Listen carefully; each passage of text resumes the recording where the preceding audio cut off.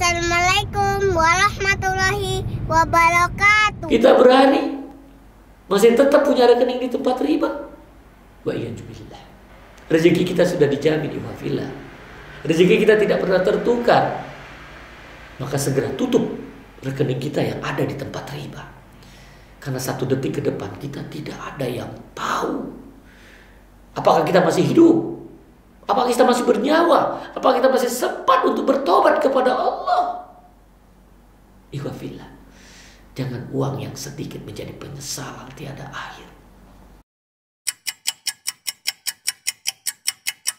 Bismillahirrahmanirrahim. Ikhwafillah rahimakumullah. Alhamdulillah, di malam yang berbahagia ini kita kembali hadir di radio kesayangan kita AM 774 Bahagia Bersama Al-Quran di tanggal 6 Muharram 1442 Hijriah bertepatan dengan 25 Agustus 2020 ya. Kita lanjutkan makna daripada iman ya. Karena apa? Ninggali konven ini rujukannya iman. Nah, apa itu iman yang sebenarnya tadi? Ada rukun iman yang sudah kita ketahui, ada 6 ya. Namun iman itu adalah ucapan dan sekaligus perbuatan ya. Jadi ucapan, perbuatan ya. Nah, ucapan meliputi ucapan hati dan ucapan lisan. Nah, di hati dan di lisan diucapkan. Sudah itu dilakukan. Sementara perbuatan itu perbuatan hati dan juga amal yang terlihat secara zohir dari lewat anggota badan kita. Ingat, harus kita tahu iman itu yazid wa yanqus. Iman itu akan bertambah ketika kita melakukan ketaatan. Ya, sementara dia akan berkurang ketika kita melakukan kemaksiatan. Jadi kalau tadi rujukannya tadi ninggali konven itu ketika kita ingin bertambah iman kita, tinggalkan konven karena ini maksiat konvensional. Aku untuk apa? Jadi ninggali konvensional itu dalam rangka untuk meningkatkan iman. Ya, kalau rujukannya, jadi ninggali konven itu kalau rujukannya iman bertambah kita, mendekat kita kepada Allah. Jadi kalau antum ninggali konvensional, ternyata antum jauh dari Al-Quran, antum jauh dari masjid, antum jauh dari orang-orang soleh, antum jauh dari taklim. Yakinlah, antum ninggali konvensional bukan karena iman, bukan rujukannya iman, pasti rujukannya dunia. Ya. Karena apa? Di cabang-cabang iman itu dari Abu Hurairah ia berkata bahwa Rasulullah SAW itu ada iman itu memiliki 70 sekian cabang. Yang paling utama adalah ucapan la ilaha illallah. Dan yang paling rendah itu menyingkirkan duri di jalan tuh, menyingkirkan gangguan duri di jalan dan malu haya. Ya. Haya itu apa? Sa'bu minal iman. Ya. Jadi malu itu adalah sebagian daripada iman. Jadi kalau kita nggak punya malu, karena apa? Yang hijrah ke bank syariah itu yakin mereka punya agama, mereka punya ilmu, mereka punya malu. Jadi kalau nggak punya malu jelas tidak akan dia hijrah ke bank syariah. Tetap dia konvensional. Karena rujukannya bukan iman tadi, rujukannya dunia. Karena apa? Disinilah kita akan tahu ya tingkatan-tingkatan iman itu, di mana iman memiliki rasa kelezatan dan hakikat. Masya Allah. Ya. Ini dijelaskan juga oleh Nabi, zakat amal iman man radiya billahi rabba wa bil islami dina wa bi muhammadin rasulah. Ya. Akan mencicipi rasanya iman orang yang rela menjadikan Allah sebagai Rabb, Islam sebagai agama dan Muhammad sebagai Rasulullah. Ini hadis riwayat Muslim nomor 34. Sementara kelezatan iman itu diterangkan oleh Nabi dalam sabdanya, salasun mangkut fihi wajada bihina halawatal iman mangkanallahu wa rasuluh ahabba ilaihi mimma siwahuma wa an yuhibbal mar'a la yuhibbuhu ilallah wa an yaqraha an ya'udda fil kubr ba'dal an qazahu Allahu minhu kama yaqrahu an yukzafa finnar. Ada 3 hal yang apabila ketiga-tiganya itu ada dalam diri seorang, maka ia akan mendapatkan manis atau lezatnya iman, yaitu menjadikan Allah dan Rasulnya lebih dia cintai daripada yang lainnya.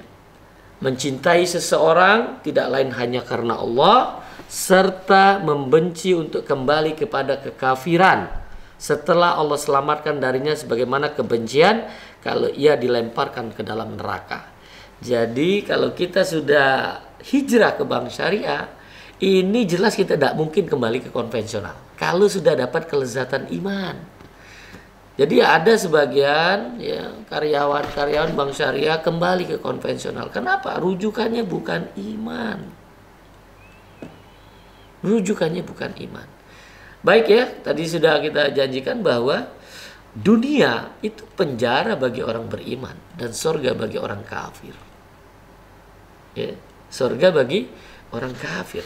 Karena ini yang sudah disampaikan tadi adalah dari An Abi Hurairah qala Rasulullah sallallahu alaihi wasallam, ad-dunya sihnun mu'min. Ya, wal jannatul kafir. Ya. Ini jelas ya. Nah, bagaimana ini kita coba jelaskan kepada antum sekalian agar betul-betul kita ninggali konven itu rujukannya iman. Inilah dia. Orang-orang beriman itu dunia ini penjara, nggak mungkin merdeka. Merdeka tadi saya bilang kalau sudah di surga. Kenapa? Rujukan bahasa Indonesia itu bebas. Kalau kita masih di dunia tidak mungkin bebas. Semua ada keterikatan, semua ada terkena tuntutan, harus begini, harus begini. Jadi tepat ini. Ya. Jadi betul. Jadi kita merdeka ini jelas hanya terbebas dari kemarin dijajah Belanda. Sekarang enggak, kita bisa tanpa gangguan daripada itu. Tapi kita terjajah ekonomi kita. Nah, bagaimana ceritanya pada waktu zaman dahulu, yaitu di Mesir ya, yaitu Imam Ibnu Hajar al-Asqalani pada zamannya ya. Dia seorang hakim. Nah, ini juga perhatikan, dia seorang hakim besar di Mesir ya. Beliau kalau kemana-mana itu seperti saat ini kita kalau pejabat-pejabat itu selalu diiringin oleh mobil-mobil ya, sudah itu apa, forager ya. Itu sudah jelas berangkat dia. Jadi kalau dulu itu dia naik kereta kencana ya, naik kereta kencana yang ditarik oleh kuda-kuda ya, pakai arak-arakan, pakaiannya mewah, pakai ya toga apa itu namanya, betul-betul luar biasa. Nah, ini dikisahkan pada suatu hari beliau dengan keretanya melewati pasar. Nah, di sana ada seorang Yahudi Mesir penjual minyak ter ya. Tuh, tahu-tahu menghadang. Gimana kalau kita misal presiden atau menteri dalam perjalanan dihadang oleh masyarakat, ya, oleh rakyatnya. Gimana? Kalau mungkin arak-arakan itu mungkin serdadunya atau pengiringnya akan marah-marah gitu kan. Nah, tapi ini lihat. Ternyata ketika dihadang, yang menghadangnya ini orang kafir, Yahudi, kafir. Tapi apa yang terjadi? Imam Ibnu Hajar turun dari kudanya. Marah? Enggak. Imam ini turun dengan tersenyum. Ini orang beriman. Tersenyum sama Abu Umar pada waktu ada anak kecil mengingatkannya. Enggak marah. Ya. Tersenyum dia kepada laki itu. Kalau mereka berhadapan, penampilan keduanya tampak bertolak belakang. Iya, karena ini orang kafir ini miskin. Ibnu Hajar seorang mukmin kaya. Nah, itu yang akan dia coba nih. Kita lihat ya. Betul-betul dengan imamah yang besar, yang megah, putih, yang cerah. Antara Yahudi tadi apa? Kumel, kusut, dekil of the kumel. Dekil of the kumel ya. Compang camping lah. Bau apek ya, yang keluar dari badannya. Nah, apa yang dikeluarkan Yahudi ini dengan ketus ya. Yahudi ini dengan ketus ya, bicara kepada Ibnu Hajar. Apa katanya? Benarkah nabimu bilang dunia ini penjara orang-orang yang beriman dan surganya orang kafir? Jadi, benarkah nabimu berkata dunia ini penjara bagi orang beriman dan surga bagi orang kafir? Benar kan? Apa jawab Ibnu Hajar? Iya, benar. Benar. Itu jawab Ibnu Hajar. Namun apa katanya nih orang Yahudi tadi? Membantah. Anda bisa lihat sendiri. Kenapa seorang yang beriman menjadi seorang hakim besar? Dan dengan arak-arakan yang mewah, pakaiannya mewah, kenikmatan seperti ini.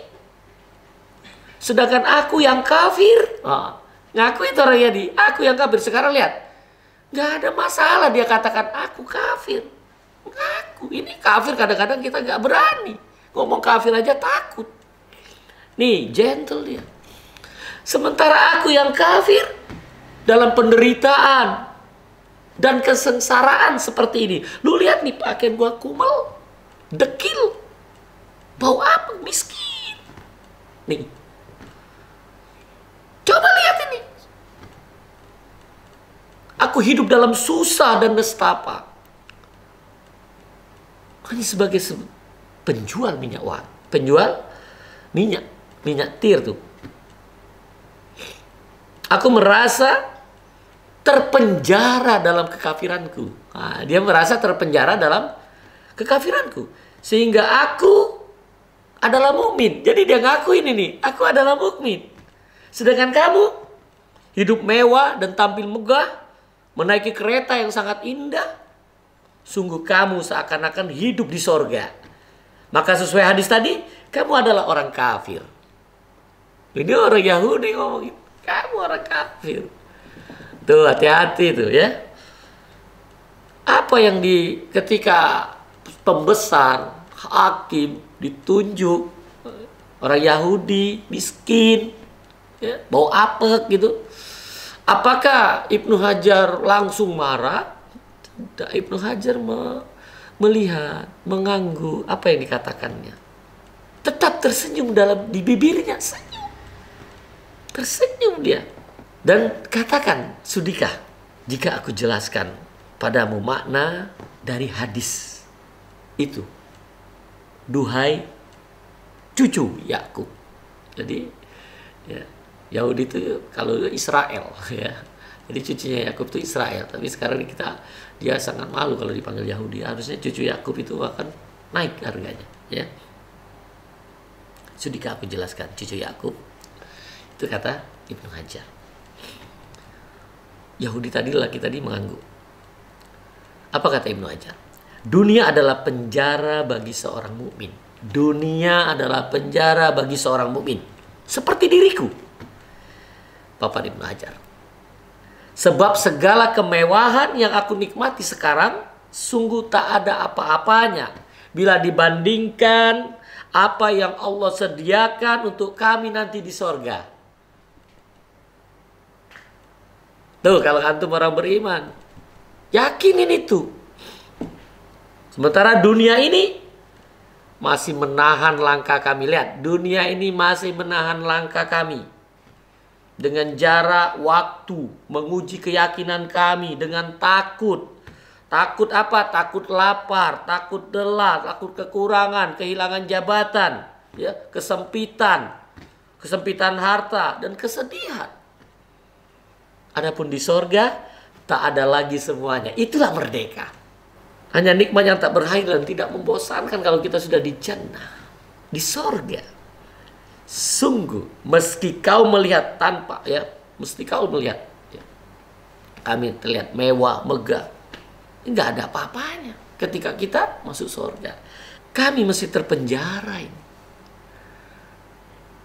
Kenapa? Karena masih menanti nikmat yang jauh berlipat-lipat. Masya Allah. Ya. Adapun engkau, ujar Ibnu Hajar lagi. Adapun engkau, ya, kau rasakan sekarang itu dunia memang engkau sepertinya kepayahan, kesusahan, menderita. Tetapi ketahuilah, semua nestapa yang mencekekmu itu tiada artinya. Tiada artinya dibanding nanti siksa neraka yang Allah sediakan bagimu kelak. Saat ini kamu masih bisa bernapas lega, ketika kamu lapar bisa makan, ketika haus kamu masih bisa minum, ya. Iya. Antum masih bisa punya anak, punya istri, gitu kan? Duniawi ini yang kau rasakan menyiksa, sungguh itu adalah sorga bagimu. Kamu masih bisa bernapas. Kalau antum nanti di neraka itu siksa aja yang antum rasakan. Kayu bakarnya. Api neraka. Itu orang-orang kafir. Kamu saat ini masih bisa tertawa. Berjalan, berlari, bekerja dan memperoleh gaji. Dapat keuntungan. Kaget. Yahudi tadi kaget ketika ini disampaikan. Dia menunduk. Kaget. Ini adalah dakwah kita untuk orang-orang kafir. Ketika dia mengangkat kepalanya, dia sudah berkaca-kaca. Dia. Menangis dia. Dan dia berkata lirih. Terus mengucapkan, asyhadu an la ilaha illallah, asyhadu anna Muhammadar Rasulullah. Allahu Akbar. Segera, tanpa memperdulikan bau apek tadi, Ibnu Hajar tadi memeluk saudaranya tadi. Jadi saudara Yahudi tadi. Dengan mengucapkan 2 kalimat syahadat tadi, itu telah memutuskan pintu, telah menutup pintu neraka. Telah memutuskan apa? Dari siksa api neraka. Dia ucapkan Allah, ahlan wa sahlan. Selamat datang. Selamat datang saudaraku. Selamat atas hidayah Allah padamu. Segala puji hanya miliknya yang telah menyelamatkanmu dari neraka. Masya Allah. Ini jadi renungan kita malam hari ini. Kita Islam karena orang tua. Begitu banyak saudara-saudara kita yang betul-betul mu'allaf. Dia Islam dengan ilmu. Nah sama. Ya. Jangan sampai kita syariah ikut karena kita langsung masuk syariah. Ya, orang yang hijrah betul-betul dia dari konvensional ke syariah dengan ilmu. Nah ketika apa? Dia meninggalkan konvensional itu dengan iman. Dia tidak akan lagi berpikir dunia ketika dia sudah ada di syariah. Dia bagaimana berjihad untuk menegakkan amar ma'ruf nahi munkar, meninggalkan riba sekecil apapun ada di bank syariah. Jangan sampai ada riba lagi. Para praktisi anti riba, jangan sampai kembali lagi ke konvensional. Karena apa? Karena kepayahan, karena kesulitan ekonomi. Ini gangguan. Maka ketika kita sudah dapat lezatnya iman, kita tidak akan menoleh ke belakang lagi. Kita ini diselamatkan Allah. Kita dapat hidayah karena begitu banyak masyarakat saat ini yang beragama Islam. Tidak mudah untuk segera hijrah. Sudah hampir 28 tahun adanya bank syariah. Tapi share perbankan syariah baru 6,07%. Artinya masih begitu banyak saudara-saudara kita, kaum muslimin, masih ada di lumpur-lumpur riba. Tugas kita bersama, ikhwah fillah rahimahullah, lewat kajian malam muhasabah di radio kesayangan kita, AM 774, Bahagia Bersama Al-Quran. Qalilan faqalilan, sedikit demi sedikit. Ilmu yang kita peroleh untuk diri kita. Bukan menghakimi saudara kita. Bukan menghakimi orang yang berbeda dengan kita. Kita hanya diminta oleh Allah untuk menyampaikan. Wa ma arsalnaka bil haq basiro wa nazir. Mudah-mudahan kita berharap yang mendengar, ikhwah fillah, ya, sahabat Ismail, radio kesayangan kita AM 774, Bahagia Bersama Al-Quran. Kita meninggalkan konvensional itu rujukannya iman. Bukan dunia. bukan hawa nafsu sesaat, hanya mengentingkan fulus, jabatan, fasilitas. Lah, tujuan kita akhirat, tujuan kita merdeka, yaitu kita hadir di jannah. Dan kita semua mudah-mudahan dipertemukan Allah nanti di jannah, insya Allah. Toyib, ada pertanyaan dari Ikhwafila ini. Bagaimana kalau kita saat mendengarkan kajian, nasihat dari para ustadz, seakan-akan kita melupakan dunia, kita ingin akhirat. Namun ketika kita keluar dari kajian itu, kita lupa. Seolah-olah dunia menjadi obsesi kita. Ini memang pertanyaan juga ini ditanyakan oleh sahabat. Ini Masya Allah. Ya. Taib ya. Jadi Ikhwafillah rahimakumullah, ini pertanyaannya bagus. Bagaimana untuk kita bisa seperti tetap kita ketika mendengar kajian, keluar dari kajian juga tetap bisa istiqomah, yaitu iman. Amin tu bila sumastaqim. Katakan kita beriman, setelah itu istiqomah. Jadi kita melihat apa yang mampu. Jadi kalau dia pekerjaan, kalau dia amalan, itu kan melaksanakan.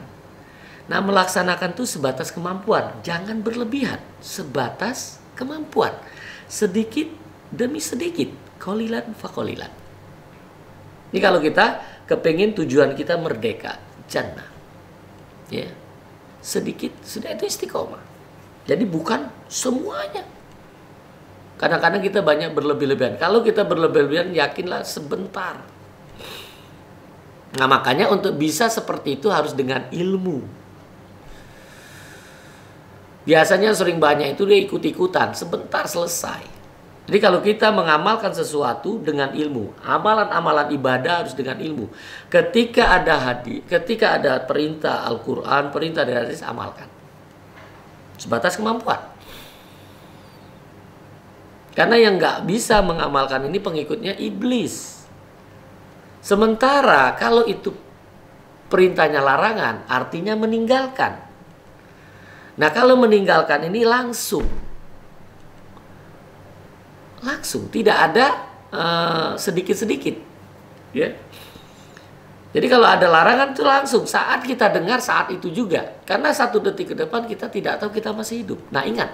Nah, orang yang betul-betul berilmu, bertambah ilmunya, bermanfaat ilmunya, dia selalu mengingat kematian. Nah, ketika kita selalu mengingat kematian, karena mati itu pasti. Tapi kapan kematian itu terjadi, kita nggak tahu. Nah, orang yang selalu mengingat mati, dia tidak akan berani melakukan maksiat. Karena dia tidak tahu ketika dia bermaksiat dipanggil Allah.